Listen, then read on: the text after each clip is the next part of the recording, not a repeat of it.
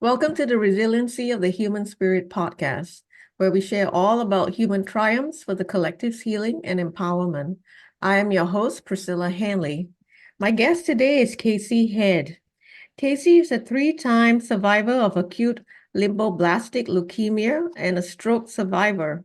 She is now a trauma-informed cancer coach who teaches survivors how to reclaim their life and learn how to live healthier to ensure they are strong physically, mentally, and emotionally so they don't live in fear. Casey is the author of Finding Your Way Back to Heart Center, Cancer Treatment Ended, Now What? She is a personal trainer, yoga instructor, cancer exercise specialist, nutritionist, a Reiki healer, and a lifelong learner.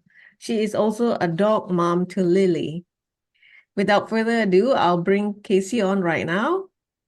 Hi, Casey. Hi, thank you so much for having me. No, I have to thank you for taking time out of your busy schedule to be with us today. You have had such a profound journey, and I really just want to dive right in and give you the floor so you can tell us all about your profound journey from three-time cancer survivor to someone who's thriving right now. That's amazing.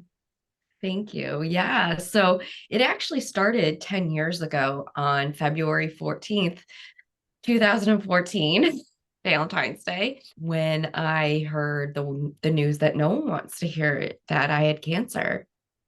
And I was immediately hospitalized because of it being a blood cancer and the acute lymphoblastic leukemia that I had. The protocol, you're immediately hospitalized for about 30 days. It's that intense. The regimen, they basically, with all, not all blood cancers, but the majority of them, they basically throw the kitchen sink of chemotherapy at you because they don't, it's just the it's just an aggressive treatment for what blood cancers have. So I was hospitalized for 30 days. I come out of the hospital and I'm still going back to the hospital about 3, 4 days a week. Um, 4 months into that, I ended up having a stroke and seizures and had to relearn how to walk and talk because my entire left side was temporarily paralyzed. After that, 18 months later, I got the news that I was done with treatment. And 7 weeks later, I relapsed for the first time. And I'm just giving you the cliff notes because otherwise we can be here for a Oh, couple yeah. hours. Okay. Okay. Um, and so 7 weeks after I finished my last chemo, they told me my cancer was back. I was immediately hospitalized again, and they told me that my body was no longer responding to the chemotherapy and gave me two options. They said, "Do you want to do an immunotherapy or go on a clinical trial?" And my immediately thought when I heard the words clinical trial were, how did we get here so fast? Mm. Right? Like clinical trial in my mind at that point, what I knew about it from all the research that I had done and being in that world was clinical trial means like there's nothing else. Like we're like we're shooting for the moon. We're doing Hail Mary passes. Like we Like are last resort kind of thing. right, basically in my mind. So I was like, this doesn't sound great. So my husband and I at the time decided to do the immunotherapy because it didn't negate me from the clinical trial in case the immunotherapy that just came out didn't work. And so it was a continuous IV pump for 24 hours. And then you come back, you exchange it, and then you do it again. You come back, you exchange it, you do it again. Well, I went home and 24 hours, I went back to the hospital, but I was having my body was basically going into a cytokine release storm, which is basically your body starts to attack itself from the inside out and tries to kill you. Oh, wow. Yeah. So I was spiking like 105-degree fevers for like 3 days straight. They were like, if this doesn't stop, we're gonna have to put you into a coma again. And so by some miracle, I just came out of it and I was like, I'm fine. I don't think we need to go to the ICU. We don't need to put me in a coma. And I think it was just like the immunotherapy medication ran its course, honestly. Mhm. I don't really know if they gave me something to help that or what, but I came out of it and I was like, okay, I guess we're going to a clinical trial. I did all of the testing to go into a clinical trial, which they test you for everything. It's exhaustive. And the week before I was supposed to do it, it got shut down. So my husband and I looked at our medical team and we're like, what's next? And they were like, well, there's another clinical trial. It's at another hospital, but it's full. We're going to put you on the wait list, but there's no line skipping. And that doesn't guarantee that you'll be approved to do the trial because they have different parameters and things that they're looking for. So we don't know. And I was like, that doesn't sound great either. I'm like, so how long can you keep me alive with like blood and platelets? Like maybe 6 months. I was like, that doesn't sound great. So I'm in the hospital and they're basically just keeping me alive for a while. And finally, the Leukemia and Lymphoma Society had just ended for their annual doctors conference. And one of my doctors at the hospital I was at came to us and said, do you want to try this immunotherapy? It's not for your cancer. There were 2 pages of research, 114 participants. 11 of those participants had the disease that I had, and the outcomes were not good. Like the data was not from that. The research they gave us was the outcomes were all across the board not good for the leukemias that I had. Like, kind of like, why am I trying this? Right. So after some debate back and forth, I don't even know how many days my husband and I discussed it. I finally went to him and I was like, you know what? Even if this doesn't work for me, at least, or this ends up killing me, at least it's not for nothing. And they could use that data and that research to hopefully help somebody else. And having to think like that is just something that I never thought I'd be in that position to do. So 68 days in the hospital, I'm like, I need to get out of here because I'm mentally going stir crazy. So I begged the medical team. I was like, please let me go home. I will come back every single day if you want me to. Like, I don't care. I go, I just need sleep.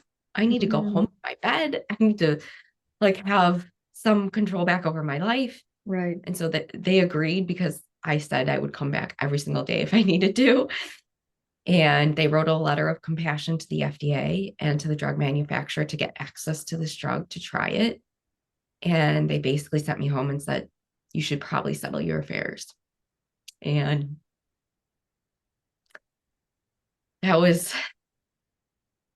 these were some of the hardest conversations I've ever had in my life that I never expected to have, let alone at 32 years old, of,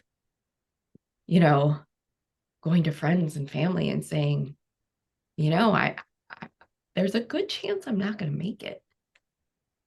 I'm grateful I did in hindsight now, even now. But woo, that was heartbreaking for me to have to do. So I went home and did all of that. And a few months later, we got the approval, thankfully. And so my medical team said, we're going to do 4 rounds. We're going to see what happens. So I did 4 rounds and they were like, you're in remission. We're like, we're going to get you into a stem cell transplant immediately because that was the goal now to have my brother donate his cells because he was 100% match. And so back to the hospital I went. I did more chemotherapy, more radiation, even though, because they need to make sure like your bone marrow is completely clean and there's no like anything.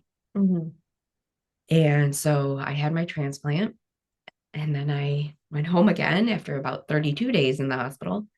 And I was like, okay, great. This was supposed to be the cure according to them, this was supposed to be everything.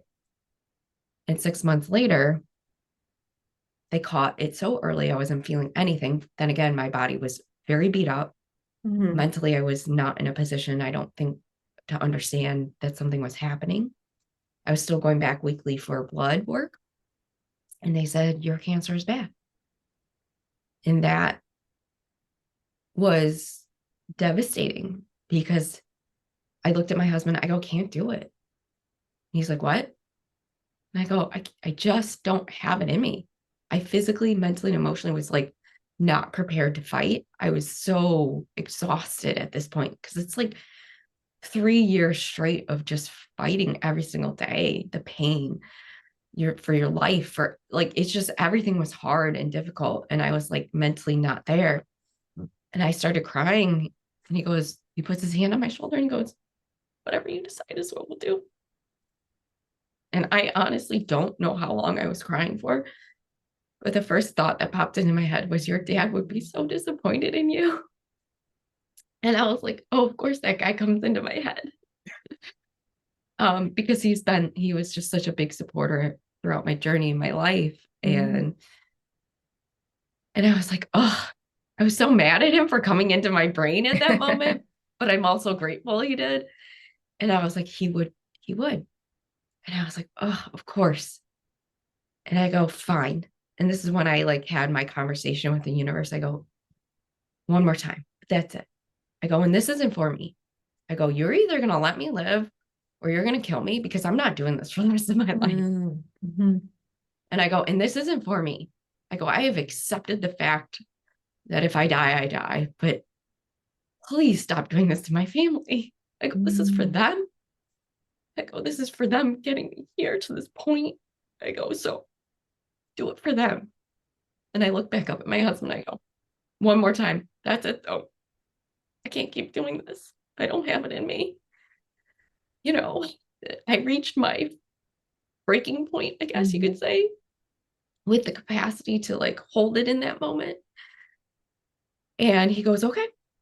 So the doctors came back in and I said, one more time, let's do it. And they go, okay. And they're like, well, we have to get you back into remission and then we're going to do a stem cell transplant. I said, okay. So we did 4 more rounds of the immunotherapy, got back into remission. And we were like, okay, are we doing another stem cell transplant? And they were like, no, we're just going to wait. And I was like, what? I don't like this plan. That's not a plan. And so we waited. And I was like, am I waiting to live or am I waiting to die? Like, what are we doing Mm-hmm. here? And I lived like that for like 6 months because they just didn't know. And my body was, it was like, so something happens when you go through a stem cell transplant. It's called graft versus host. And there's testing done that can tell how much of like your donor cells can take over. Mm-hmm. So when I relapsed, I was never at 100% engraftment, which means like my brother's cells never took over 100%. I was at like the 95, 97%. Okay. So when I did the immunotherapy again, when I relapsed the third time, I was still hovering in that 95, 97%, and it was inching closer and closer. And so they just were like, we're waiting. We're waiting to see what happens. And I was like, this is not not a fun plan. And then 6 months later, I was like, I was still not at 100% engraftment. I was like at 99%. Mm-hmm. I was like, do you think I'm okay? Do you think I can at least try to go live life? And they're like, we don't know. Go find out. And then I can't even recall the day that they told me there was 100% engraftment because I was just like, I don't remember the day that I took my last immunotherapy because I just thought, I'm like, well, it's just going to come back again and we're going to do this rinse and repeat. What's the point of remembering these dates? Mm-hmm. And so like that's it in a nutshell. Like, and that is still even like a lot to unpack. Okay, so you reach 100%, and then what happened next? Yeah. So then it was like, how do I recover and rebuild my life? And I asked them, I go, so what do I need to do? They're like, we don't know. They're like, just go live life. And I was like, wait a minute. So you're telling me like you've controlled my life for like almost 4 years straight. And now you're just going to tell me to go live my life, but not give me like a recovery plan or what to do or how to do it. They're like, we don't do that. And I was Mm. like, okay, so like, who do I go to do that with? And they're like, we don't have that. Like, there's Oh, no support services for oh, that. wow. Wow. Their idea of a survivorship clinic is just you having the knowledge and awareness of the appointments that you need to schedule for yourself going forward. So like mammograms, like uh, you know, echocardiograms, things like that. Not like actual, like, how do I get back to living life? Like a support group. There's no support Right. group. Yeah. Right. There's nothing. And I was like, I don't, so what am I supposed to do? And I, and it kind of left me like, okay, I don't know what I'm supposed to do, because every survivor that I talked to throughout my journey was like, just wait until you're done. You're going to be so excited. Everything's going to go back to normal. You're going to be so happy. And I was like, I'm disgruntled. I'm angry. I'm irritated. My body is like in pain constantly. Mhm. I physically can't make it through my day without enough energy. I have zero strength. I'm mentally scared all the time. I don't sleep anymore because I'm scared all the time. Like all these things. Right. And I was like, well, how do I figure this out? Because I can't live like this. I personally thought I was broken for a very long time. Like it was something wrong with me, because that was the thing no one talked about. Mhm. No one talked about the struggle of surviving. Yeah. And so I kind of hit my rock. I call it my rock bottom, my big, ugly, messy breakdown, where I just came home one day and I crumbled to my floor and started crying. And I was like, I can't live like this. I'm miserable. I'm grateful to be alive, but I'm miserable. I'm struggling so much. Like my husband didn't know what to do. My dad came over, his mom came over, and I was crying face down in a pillow, beyond embarrassed, because I had been so strong for 4 years, and this is what was breaking me. Mhm. Like the chance and ability to an opportunity to go live life was breaking me. And I was so scared and so anxiety filled that I couldn't even see one step in front of the other. And that night that I was laying face down in a pillow, and my dad's going, everything's going to be okay. And I'm sitting there going, it's not okay. Ugly cry. Mhm. And I decided in my head, I go, you have got to figure this out, because you're either not going to make it or you're going to. So put your big girl pants on and figure it out. And I say that because that was the conversation I had. The next day I woke up, I went to work. I don't think I worked an ounce that day, to be honest. My husband, his mom were like, don't go to work. And I was like, no, I'm going to work. And the reason why I wanted to go to work was because that entire day, all I did was put together a plan for myself to Mhm. get my life back, to Mhm. stop living so scared and anxious, to have a path forward. And mind you, I was in therapy already. I was already in therapy, and it wasn't enough. I was Mhm. still crumbling at this. And I kept saying I was fine, but I was not fine. I didn't even want to admit to myself that I wasn't fine until that night. And that's when I was just like, okay, like I need to figure this out, because my life now depends on it. And so I just was like, okay, well, physically, this is what you need to do. And then I just started putting together, like, we'll try this and try that and try that. So much trial and error. I talked to experts and like started learning and taking courses just for education of myself. And like, I went out and got a yoga certificate, because I was like, I need to figure everything out. Right. And then the more I organically started talking about like the survival struggle, the more I realized I wasn't alone. It Mhm. just, no one was talking about it. Right. No one wanted to admit that, well, yes, although grateful, like we're messes. We're beautiful messes, right? And we struggle to live again. Wow. This is such an intense and profound journey, Casey. And as you were talking, I just felt really emotionally depleted. Like if I was in your shoes, I would be emotionally depleted.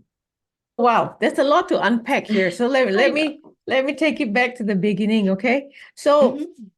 so looking back now and then prior to your cancer diagnosis, do you remember whether there were any signs or signals or messages that your body was sending you to perhaps let you know that something was off?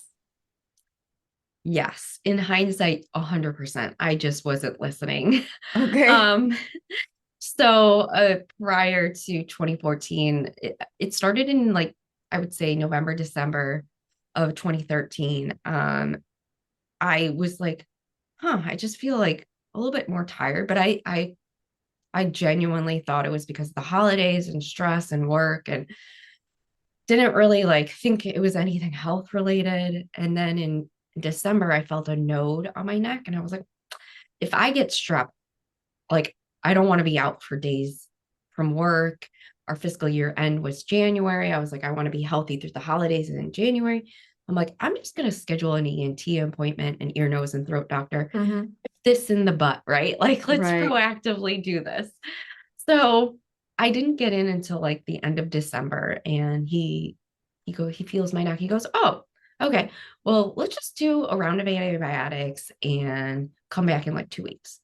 So it's January, it's our fiscal year end, work's really busy. I'm working like 50 plus hours a week, saying yes to everything outside of work and a 2 hour daily commute. There's not a lot of Oh, time, right? wow. By the time I like started taking these antibiotics and schedule my appointment back, um, we're now into clearly February. Mm-hmm. So, but in this time, like I started to feel even more tired. I started to have like lower back issues. And I was like, that's weird.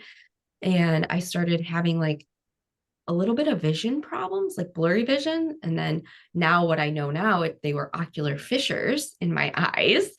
Didn't know that that's what it was, right? I just Okay, was like, what is that? so it's like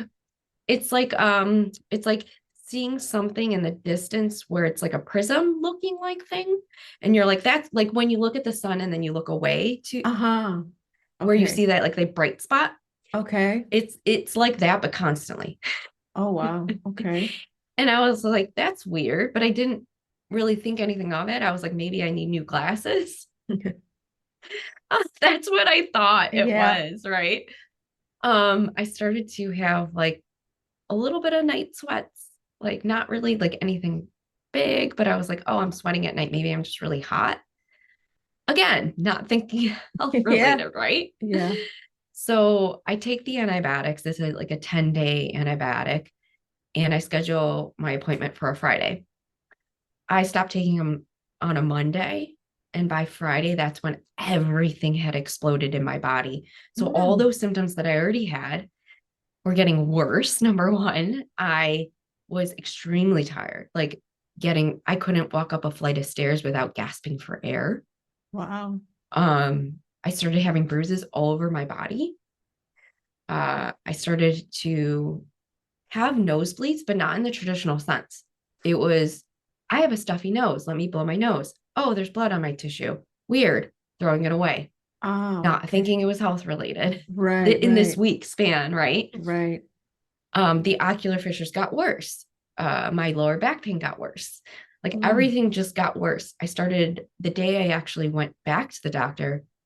I looked pale as a ghost. One of my coworkers actually asked me if I was hungover and if I was okay. And I was like, no, I'm fine. I think I'm anemic and I have a doctor's appointment at lunch.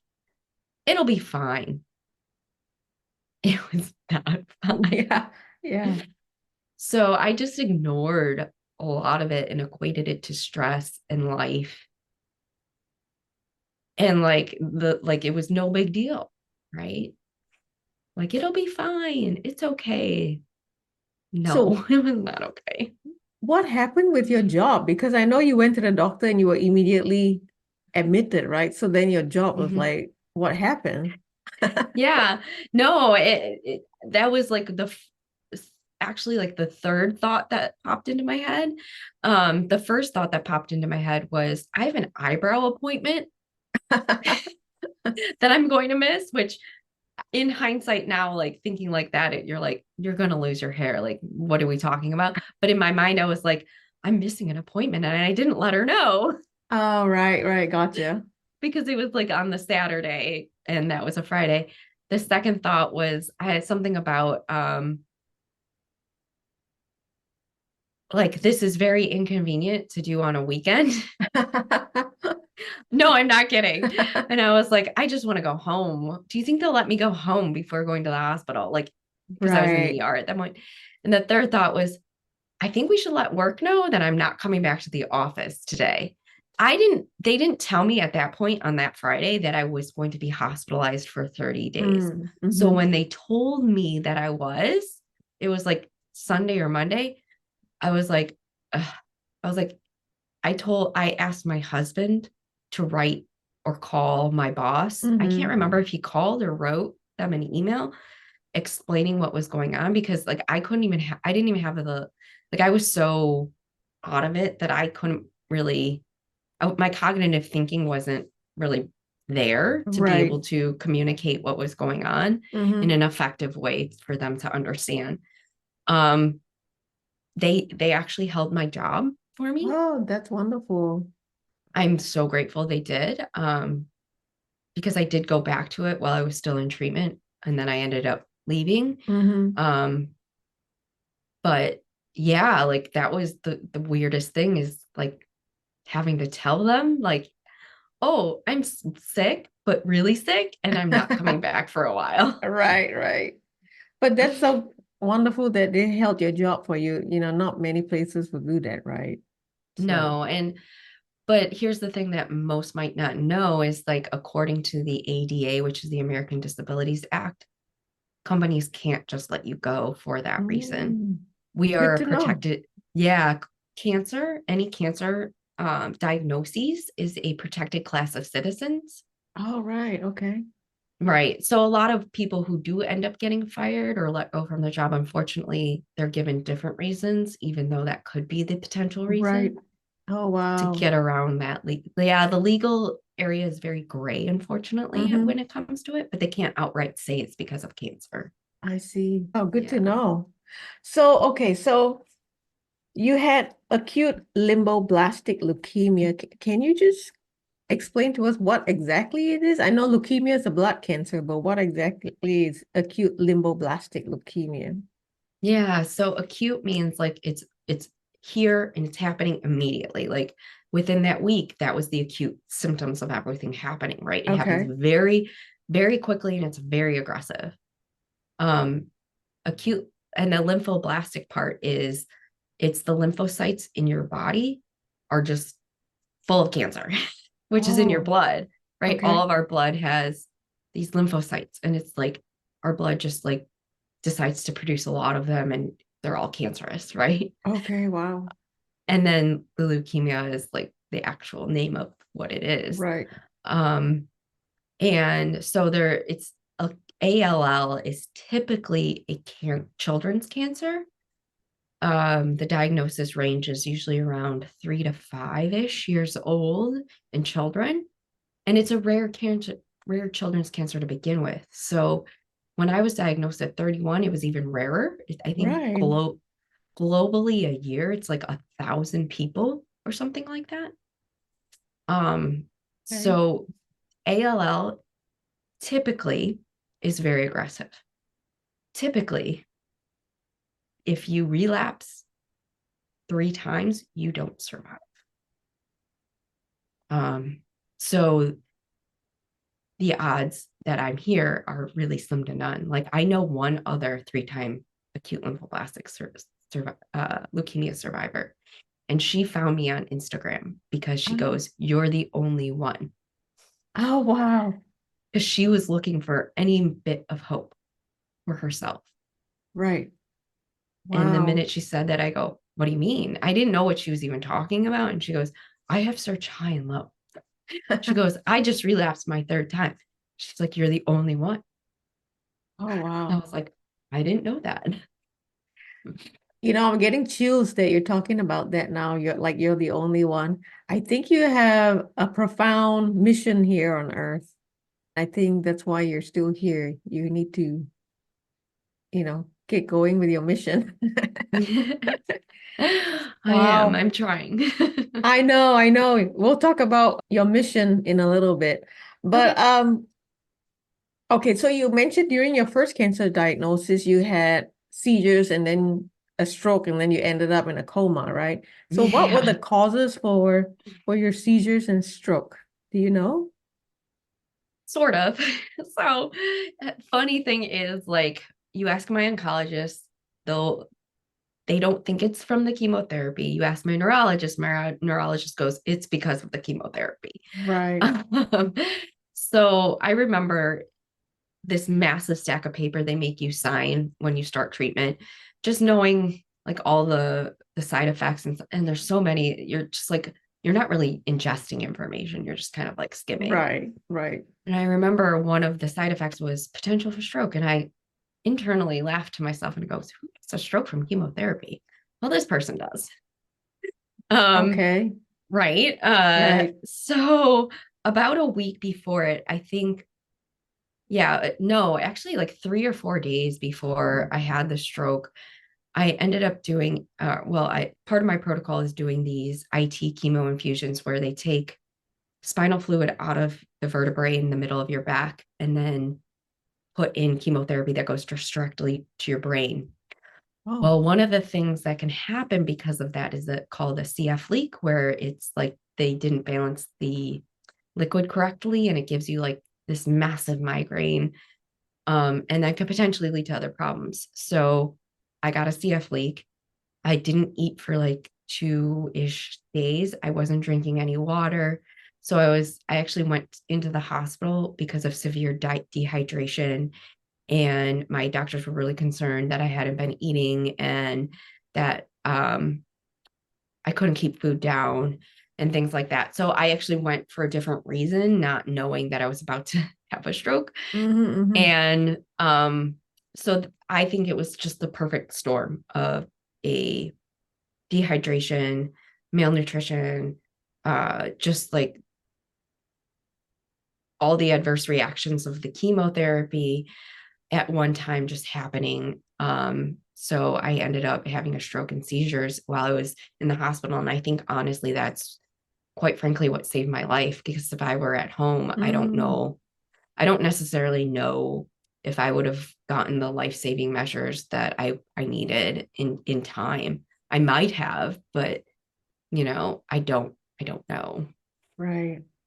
On the topic of chemo, so I did some research for this call today, and it came from the American Cancer Society. And so I'll read this paragraph, okay?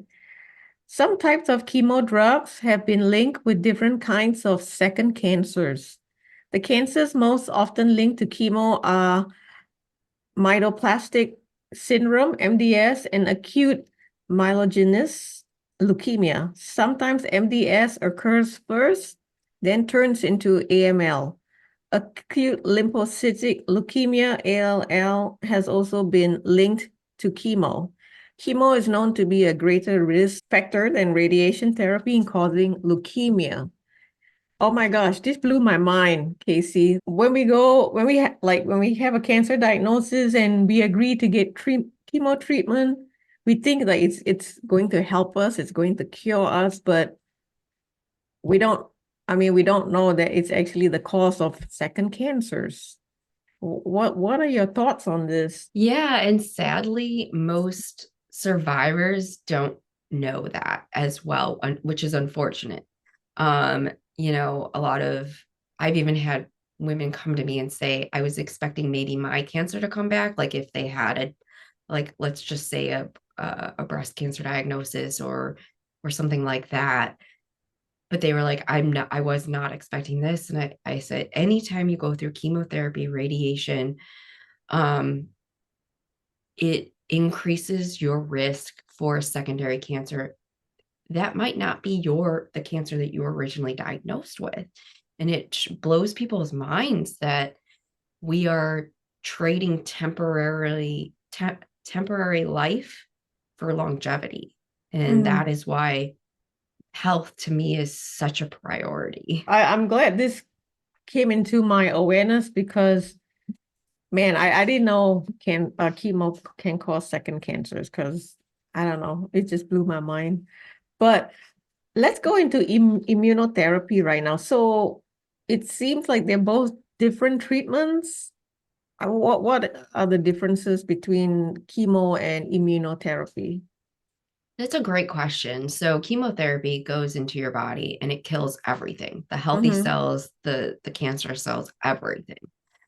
With immunotherapy, it's targeted. So what happens is they found out like certain cancer cells have these little, they look like little like think of a ball that has like a little stick coming out of it for Okay. this the simplest purpose possible.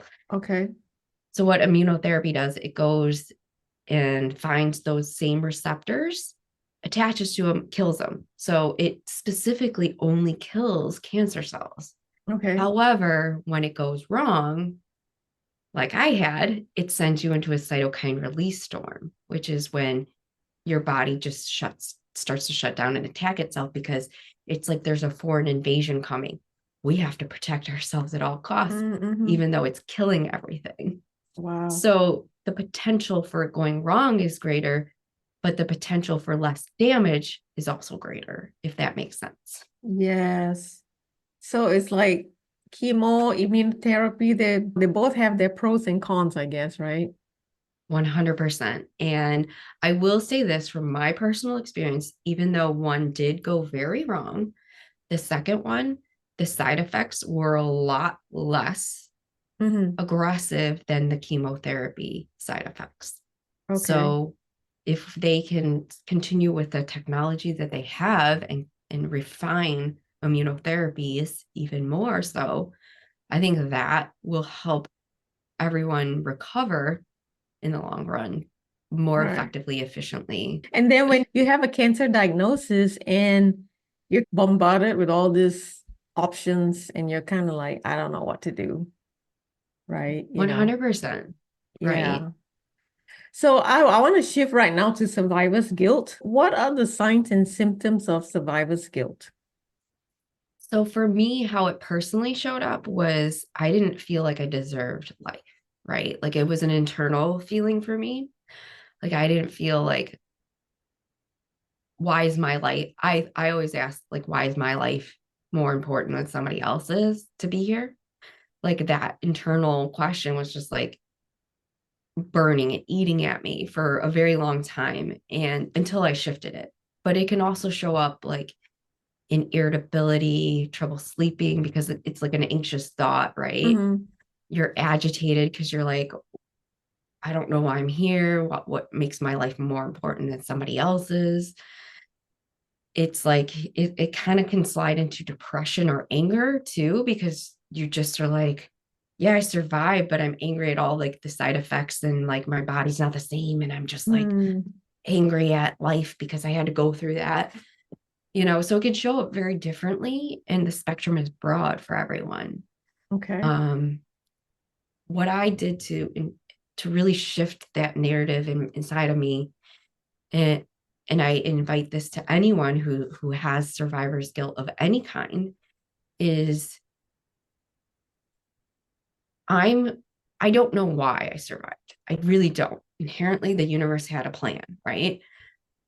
But I am going to make the most of the time that I have and live the best life that I can in honor of those that would do anything, and I mean anything, to be in the position that I'm in for Yeah. one more breath of life, for one more day with their family and friends. Like, so I do not take this for granted. And that has shifted my narrative to push me past comfort zones too, but also to like, just that's how I honor the lives that don't make it, right? Like, I'm going to live in honor of them for them because they would want that. I would want someone to do that. Mm-hmm. Wow. That's so profound. Let's shift now to your healing journey, okay?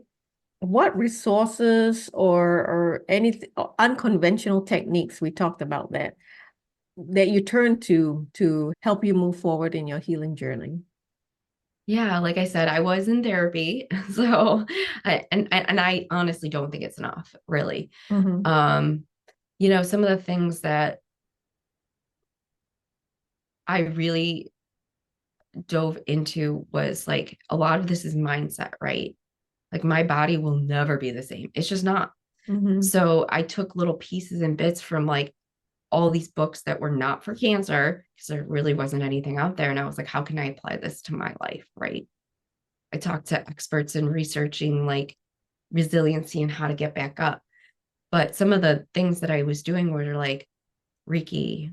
Um, I did a lot of meditation, but I also did yoga and I did um, um, not dry needling, but acupuncture and then some dry needling because I had some really severe issues from my stroke.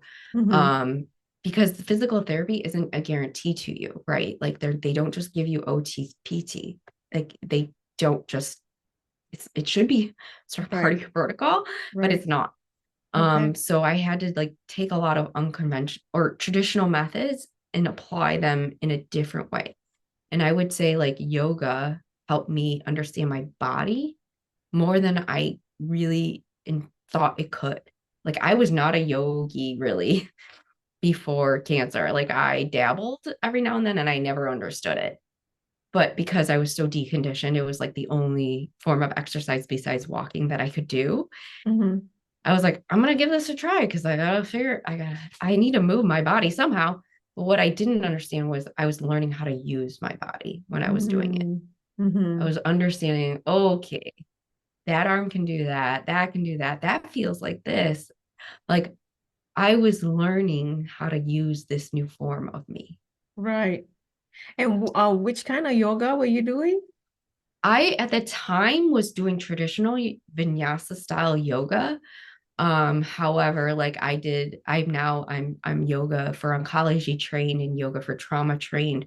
So that way, if you have physical mobility issues, like you can still participate because I think the how it's helped me and so many of the women that I've worked with, it's mind blowing how simple we can make it and how effective it can be just in simple movements, right? Like they Right. don't have to be complicated poses. It Mm-hmm. doesn't even need to be vinyasa style, right?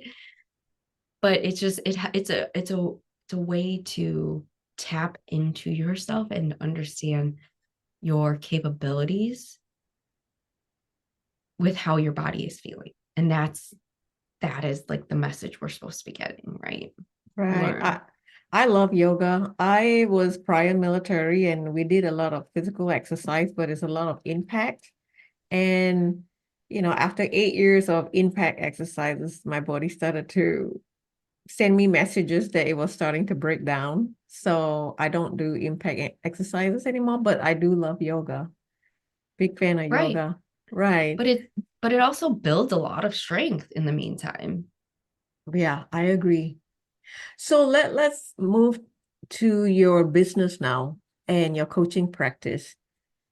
Can you tell us a little bit about the programs and services that you provide to the collective? Yeah, so because I was able to figure it out, I kept having women come to me and say like, what did you do? What did you do? And I was like, oh, well, I just started telling people and then I was like, wait a minute, there's something here. Like I can actually help people. Mm-hmm. So I have a free community on Facebook. I have a paid community where I do a lot of education and I actually we do yoga once a week together. And then I have my 13-week survivorship program.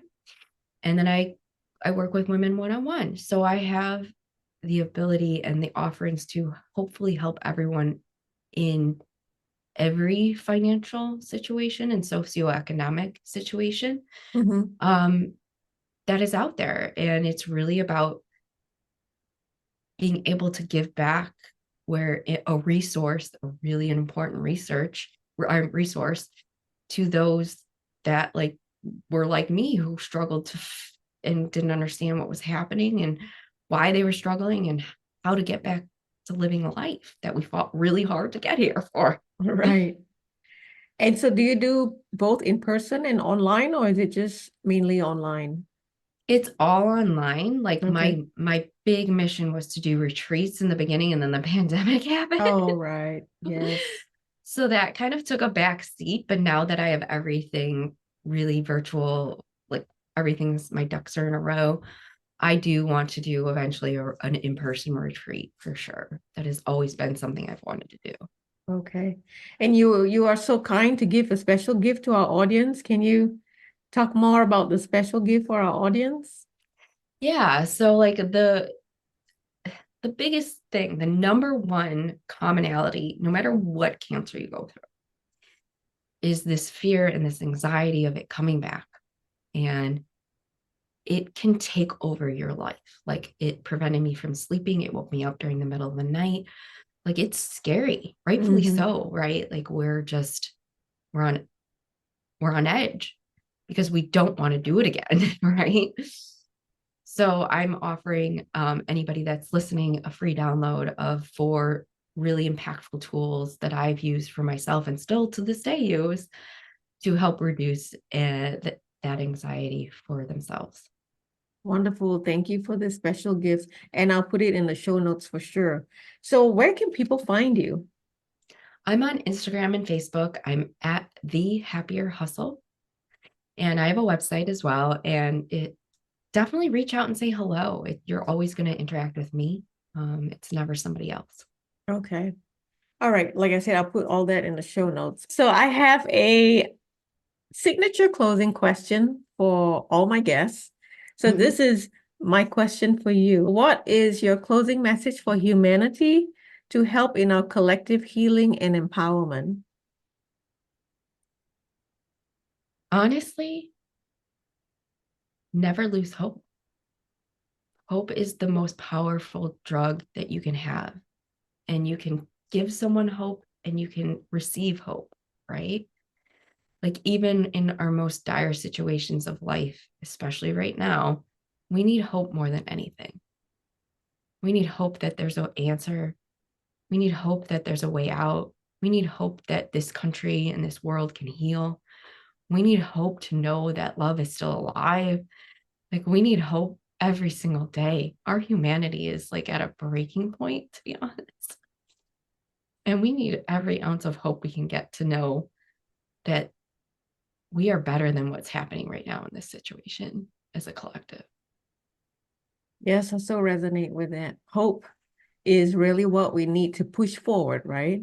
When you have Mhm. hope, you're pushing forward every day in every moment. So, Casey, thank you so much for taking the time to talk with us today, and I wish you the best, and I give you my love, and I look forward to having you back on the show in the near future to talk more about your profound business and your journey. Thank you so much. I'm so grateful to be able to share with you. Thank you. Thank you. Thank you. Thank you. And for everybody who's watching and listening, thank you for your time. Until next time, bye for now.